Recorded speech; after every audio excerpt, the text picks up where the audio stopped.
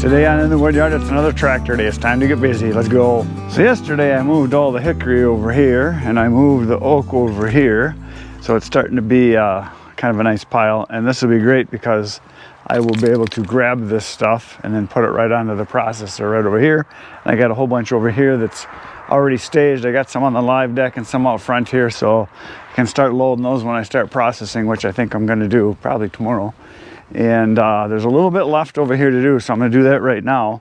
There is, well, it looks like, I think there's only a couple sticks of hickory left in here, and the rest of this is oak. Yeah, there's one piece of hickory down there I can see. Looks like there's one or two in there.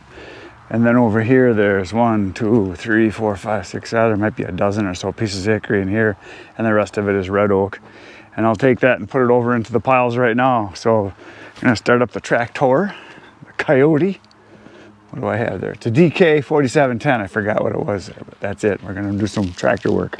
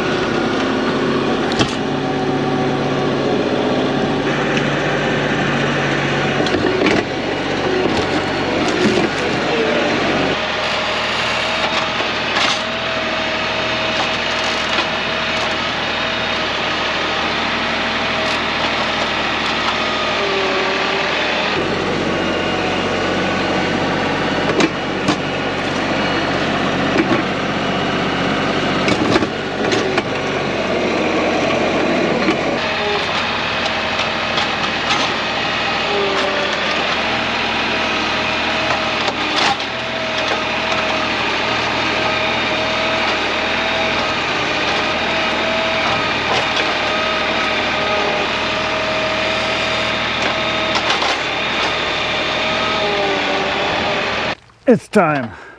So I was going along and I noticed my fuel was not empty, but it's getting down there and I haven't put any in quite a while. We've used the tractor quite a bit for a lot of stuff.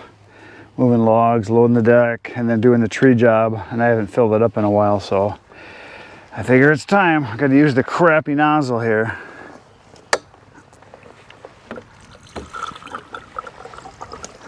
But it doesn't actually work too bad because you can kind of just shove it in and let it go. I just still don't like these things. I wish it was the other one. On all my other ones now I got just a straight big 3/4 inch tube, but this is the only one I got left with the super safe, works like crap nozzle. So I'm just gonna dump in.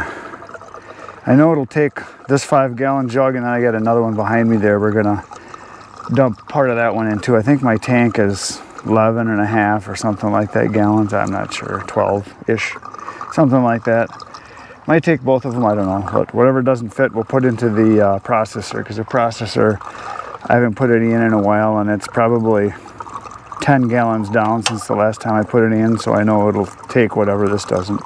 That's generally what I do, is I'll just fill this up, and then whatever's left over, I dump it in the processor. And if I'm processing a bunch, then I need to get fuel more often, like once a week. But if not, sometimes I go 2 or 3 weeks without having to get fuel. So, and I go every week to get fuel from my truck anyway, so it's no big deal to fill these up. I know everybody says, oh, you should be getting the transfer jug with the electric battery. Well, if I get everything everybody told me to get, number one, I'd be broke. Number two, I'd gain 100 pounds because I would just push a button for everything. And I don't want to be that guy that has power everything. I don't mind doing a little bit of work once in a while. That's why people generally die, is they don't get any exercise. It's like, that's the end of this one. On to number 2. This is the way they should be. Right here, you should be able to buy them just like this. Real nozzles. So you can just pour it in.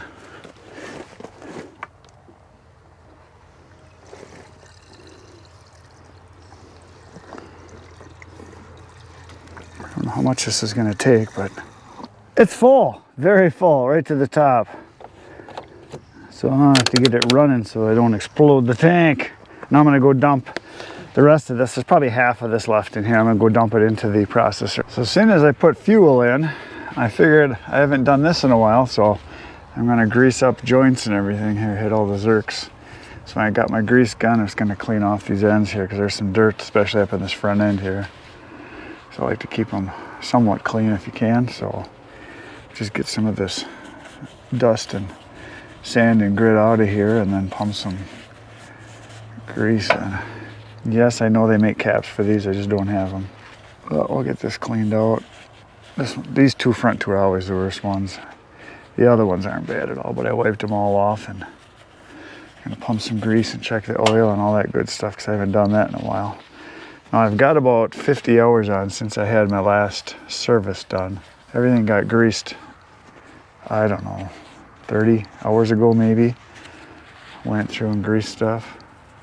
I haven't done it in a while, so I figured as soon as I'm putting fuel in, I might as well throw some grease in, because it doesn't hurt at all. That zerk fitting is loose. I think I got all of them clean. I'm only gonna do the grapple too. 2 on the outside, 2 in the middle. For those of you that have been telling me, yes, I did go out and I had to get one of the quick lube tips or whatever they're called, I don't know.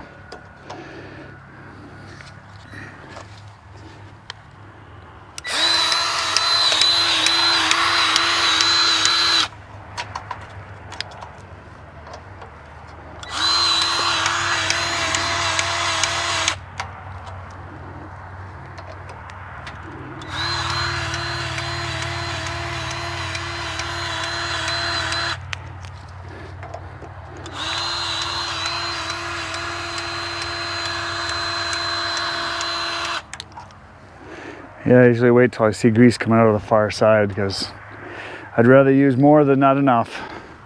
And I haven't done it in a while, so.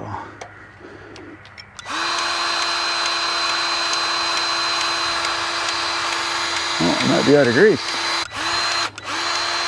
Yep, out of grease. I need a new tube. Okay, got another tube in. Let's see what happens now. Oh yeah, now we got grease coming everywhere. All right.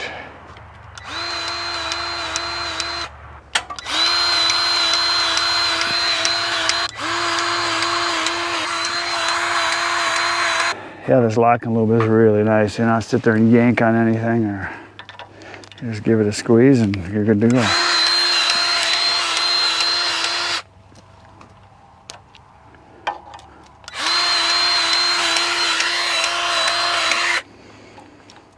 Beautiful.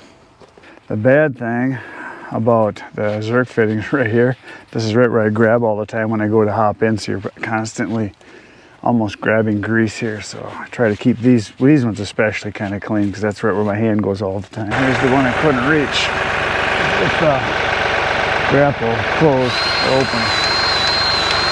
That's an important one because that's this pivot point here.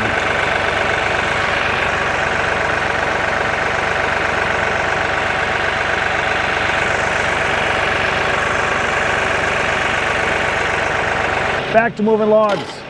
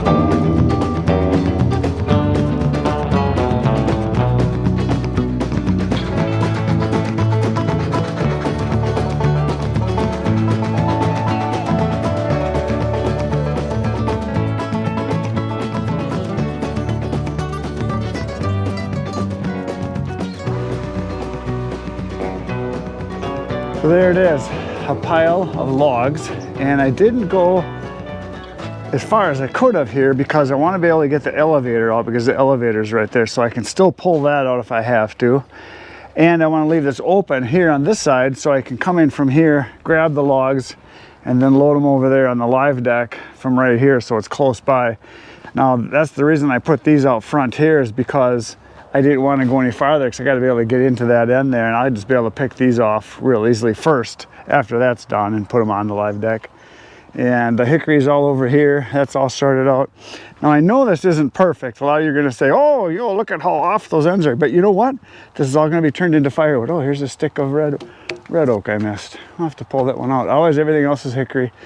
But yeah, so I could have got it perfect. I could have made the piles all just excellent.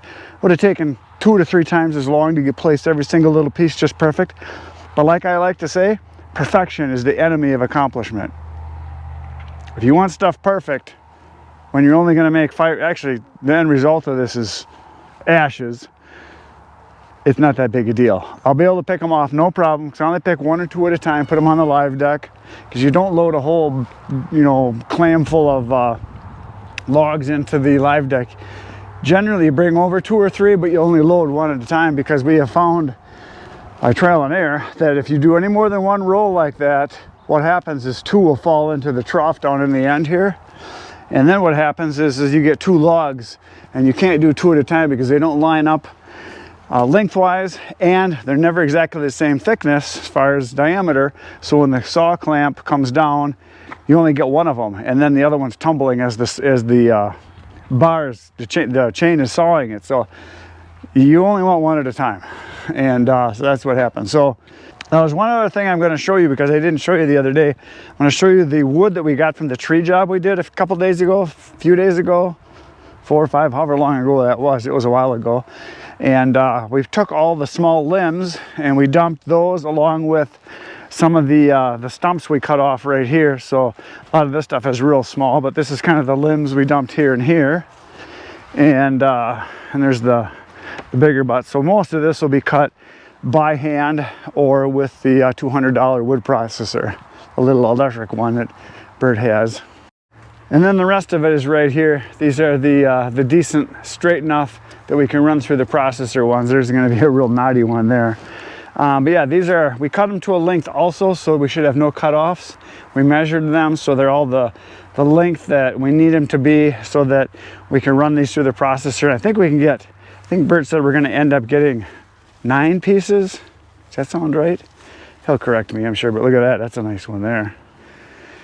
Yeah, and there's a lot of nice ones in here. So yeah, they were growing between spruce trees, so these are real nice and straight, not tons of limbs till you get up, and we got like 2 sticks from each tree, so, and 2 pretty long sticks. I mean, they were just big enough to fit into the 14-foot trailer. So I think if we ended up cutting them like 13 feet 4 inches or something like that, so that they would fit into the trailer, we get the maximum number of cuts without having to have a cookie on the end. And that's accounting for the kerf also. So anyway, that is done. And I think tomorrow what I'm going to do is I'm going to start finishing up on this stuff. These are all the rounds that we cut when Jinnen was here from Indiana. We ripped a lot of these and cut these down.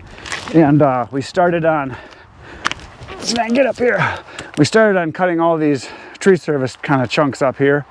And so I got to get this all cleaned up. So that's one of the next projects I'm going to start on right there. And then probably this big Mama Jamba here, this big piece of soft maple I'm standing on, and the runner. So I'm going to get this all cleaned up. That's kind of next on my list that I want to do, because this just bothers me. This is just sitting like this. But what needs to be done is, we'll go over here, see if I can get across the cavern here. Oh yeah, no problem. And what I want to do, I should do, I'm going to do, that's all oak. And that's all oak. That stuff needs to get cut, split, and in the bin so I can start drying, because I'm going to need that late winter. And if I get it done right now, and if I cut it down to where it's no more than 2 or 3 inches thick on my splits, it'll be dry by then, especially out into the bins where it gets 99% sun and 99% wind all the time. So that's the plan. So that's it for today, folks. You know what to do. Poke the buttons. I'll be back tomorrow 5:30 a.m. with another video for you. I'll see you then. Good night, Irene.